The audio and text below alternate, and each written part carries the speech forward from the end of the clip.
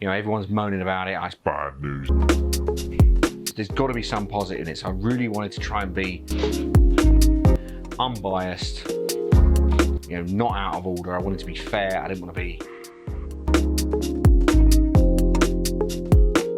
This is Reverec Recruitment Solutions, and my name's Seb. We do weekly videos on the subjects of management and leadership, business and recruitment. So don't forget to subscribe to our channel and click the bell icon so you don't miss any one of our videos. So today I want to give you my thoughts on IR35. So with this video, I really wanted to be unbiased. I didn't want to just sit there and go, do you know what, IR35 is bad. Let's slag it off. Let's say, you know, this is the end of the world kind of stuff.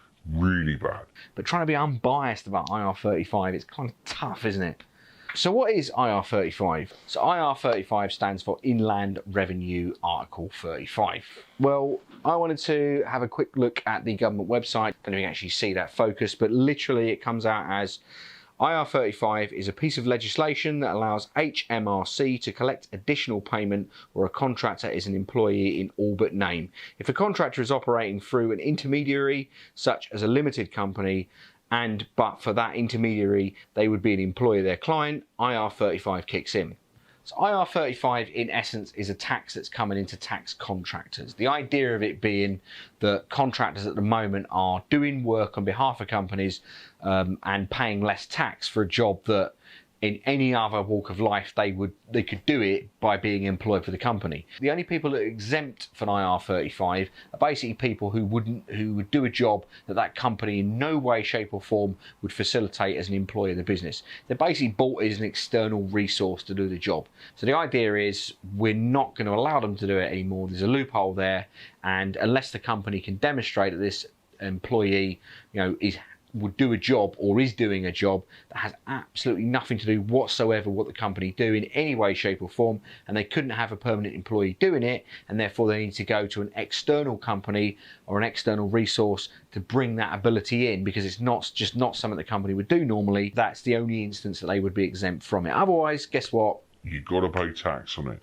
That's the idea of where IR35 comes in. It's basically to cover up a loophole. And the problem comes with IR35 really in that companies are looking at it and going, we've got this contractor on board, we're bringing these guys in who've got a skill set that we wouldn't normally have, yet the government are going, yeah, that kind of is IR35, unfortunately. They can do that job for you. You could employ someone for this, you could employ someone for that. So you're getting instances where people are basically saying this is not something we would employ, it's completely ridiculous, yet the government are going, yeah, that kind of is IR35. So IR35 comes live in April 2020 to the private sector. It's already actually been involved with the public sector for a couple of years now. So what is IR35 really? Well, look, I'm going to be honest with you, I think it's basically another excuse to bring a tax in straight with you. So there's what the government say IR35 is, and there's my own opinion of what I think IR35 is. I see IR35 realistically as another tax that the government can put on you. You've got to bear in mind there's already taxes on income tax, corporation tax for businesses, healthcare, pensions, inheritance, funerals, a tax on death, paying car tax, road tax, TV licenses, basically almost a tax, isn't it?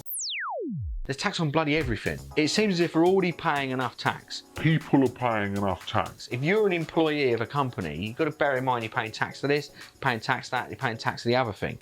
And if you're a contractor, you're already having to declare your inland revenue tax at the end of the year for your tax returns. Now the tax on IR35, we're not talking about small tax. We're talking about 20, 40, maybe even 50%, depending on the amount of rate and depending on the amount of income they would have. You're basically paying the tax on it as if you're a permanent employee of a company. Now that is a massive amount of money for a contractor to absorb. Now some people might say, well, contractors, they get paid more money. Why am I as an employee of a company paying tax, paying 20%, 40%, 50%, and contractors are getting away with it? You've got to bear in mind a lot of contractors will spend a lot of time out of work. Now, if you're in a permanent role, you're getting paid a salary guaranteed every single month.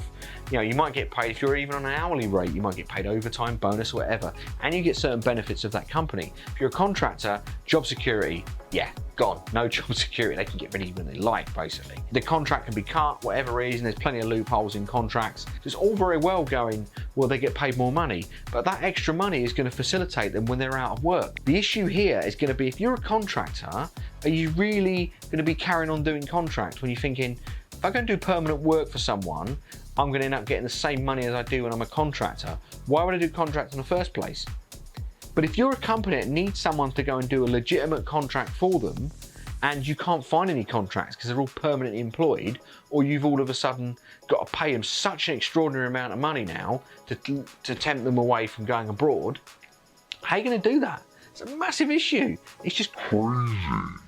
So the other party that IR35 is going to impact is companies themselves. Now, companies at the moment are basically having to pay quite a high amount of money to contracts to get them on board to do a particular job. But you wouldn't be able to get that skill set in unless you paid someone a decent amount of money.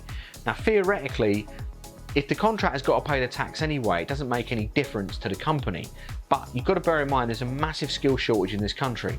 If those same contractors are thinking, right, well, I don't fancy paying 20, 40 or 50% tax in the UK, hang on a minute, my skill sets are quite in demand abroad, they could leave the country. If you've got a shallow talent pool already in this country, and that talent pool is shallow enough basically to warrant people being able to be paid high volumes of money because they're so in demand, and therefore they can be a full-time contractor, and you could go abroad and earn that money, it's just going to shrink the pool of talent even more. So IR35 is actually already live in the public sector. And some people say, well, it's working for the public sector, it's fine, there's no problems with it, it gets on all right. The public sector is funded by the taxpayer already. So basically, the taxpayer is paying for the public sector to employ contractors who are paying more tax that's being paid back into the system to provide a tax. That's a big loop of stuff, isn't it? That's a big loop. I can't even get my words around that. It kind of works because the public sector is already funded by the taxpayer. But in the private sector, it ain't funded by the taxpayer. That money is coming from companies themselves. If those companies have got to pay more money to get contractors on board because there's less of them about, because a lot of them have been either permanently employed or gone abroad or gone to companies that are paying them silly money, it makes it really difficult to compete. If you don't have that skill set, certain jobs can't be done, you become uncompetitive as a company. Basically, in my opinion, it's a way of the government just getting more money from people already doing the job. It's just squeezing more money out the pot from employees. It's just another tax way of doing it. And give it a few more years, there's going to be another tax for someone else, and they'll use some nonsense way of justifying it. It is ridiculous how many things they want to tax you on. Now, you might be watching this as a contractor, as a recruiter, you might be involved in the industry, looking at it thinking, how's this going to impact things? So I thought it best basically to give you some of my predictions on how this is going to work. And the prediction, like most things for the government, regardless of whether you or I like it or not, is going to happen. There's a ton of legal cases going in, people trying to argue this, companies reviewing their contractor cases, trying to get around it. There's clients of mine trying to call us up, going, how do we get around this? What do we do? Do you know what? There's not a way around it. The government will have their way, they'll always get their way. You haven't got a choice. You, me, anyone. So the system has to adapt. And the reality of the system is, if you're a really good contractor and you can get more money, guess what? You probably go abroad, or you'll either suck it and see and then go as a permanent employee somewhere and think, well, at least I get the security. If you really want to earn the money, want to chase the money, just go abroad. Guess what? We're recruiting the Middle East now. Got plenty of stuff out there. Give us a call if you want. That's what we do. But we can do the UK, we can do abroad, and it will just change the system. That's how it's going to work. Either you're going to go one or two routes. You're going to go, well, I'll be a contractor, and if I want to earn the money as a contractor, I'll go abroad. Or you'll go, do you know what? I don't want the hassle of going abroad. I'm going to have to suck it up and see and pay more tax and adjust my lifestyle accordingly and become a permanent employee somewhere and try and do something else. So people will adapt. The system won't adapt. The government, the HMRC, Inland Revenue, they will have their way, and you and I can't do a thing about it. And that, unfortunately, no matter how much you piss and moan about it, there's just no way. It is what it is. I want to hear your thoughts on IR35. Maybe you think we've missed out on something. Maybe you think there's a good argument against it. Maybe you think there's a solution to IR35. You might even disagree with my predictions, my thoughts on it. You might love IR35. You'll be in a minority, but there might be someone out there who loves IR35, of course, and you're a tax man. Again, we're trying to grow the channel. We put out videos on a weekly basis. If you want to see any more particular videos or any particular content, comment, message us, and don't forget to like this video, subscribe to our channel, and click the bell icon so you won't miss any one of our videos.